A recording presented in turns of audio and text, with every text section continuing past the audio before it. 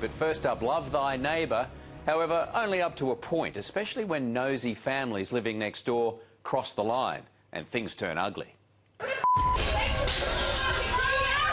You stay out of it. No, I'm not staying out of it at all. I'm gonna kill you, dog.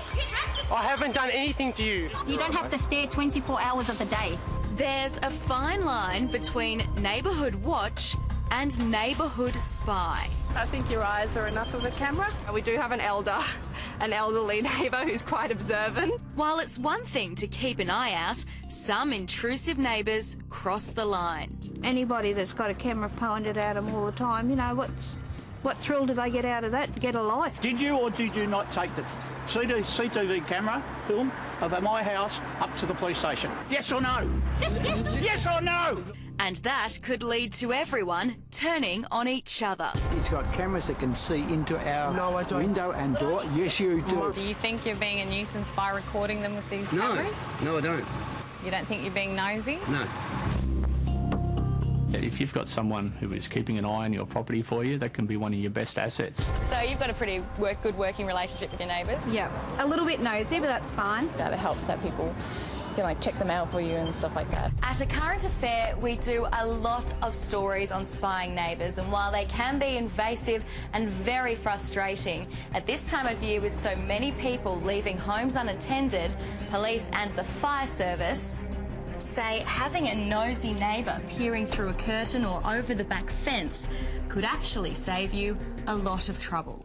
She will sit there at that front gate before we all go to work and wait there for when we all come home from work and staring straight into our house. Senior Sergeant Steve Watterson from Queensland Police says a neighbour with a roving eye can stop a multitude of crimes while you're away over Christmas. Well, they know you leave for work at a certain time each day.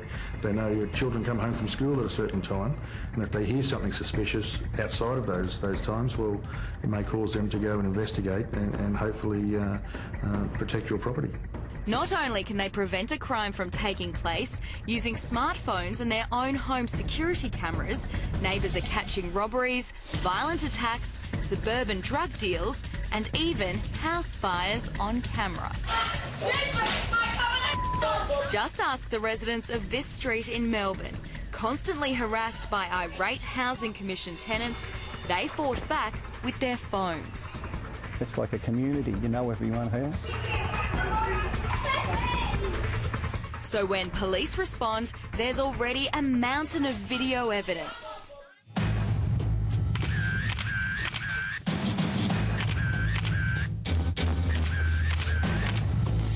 A neighbour in this suburban street south of Brisbane busted a drug-dealing grandma right next door.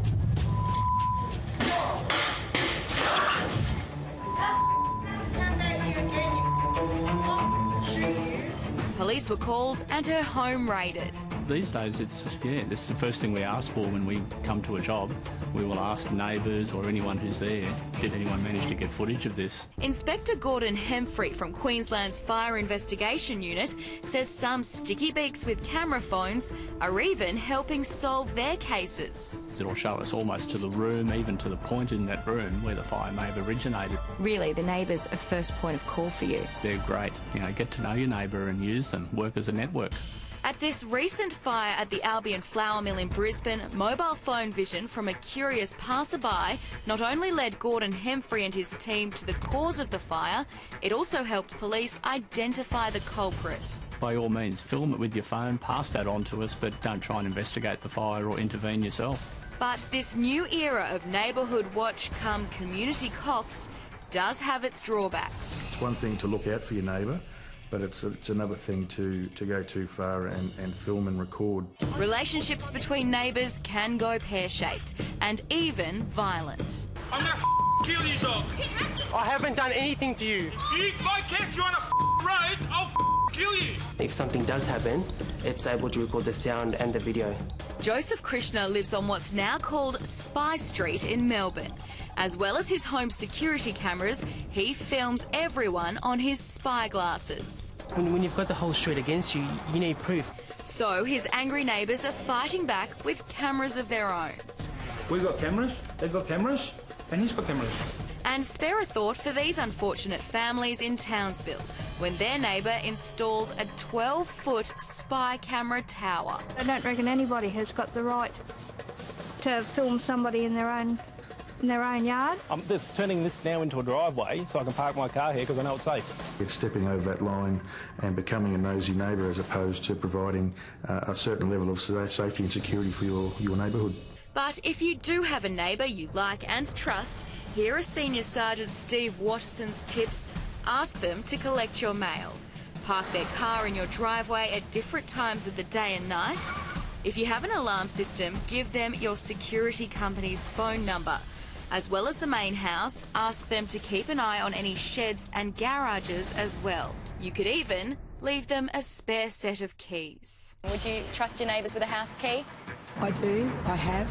They've got one already, yeah. Oh, yeah. They have all our keys. And it's one of my neighbour's daughters, so I'm taking her out for lunch today. Lovely, lovely. So, unless you live next door to this...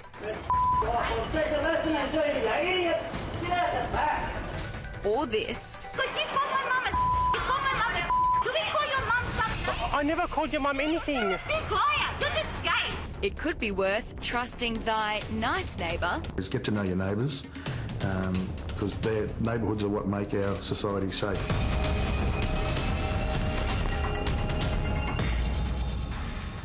Privacy, it is disappearing fast, and police are also warning about thieves using social media to target homes that are empty during the festive season. So try to limit those posts about going away on holiday.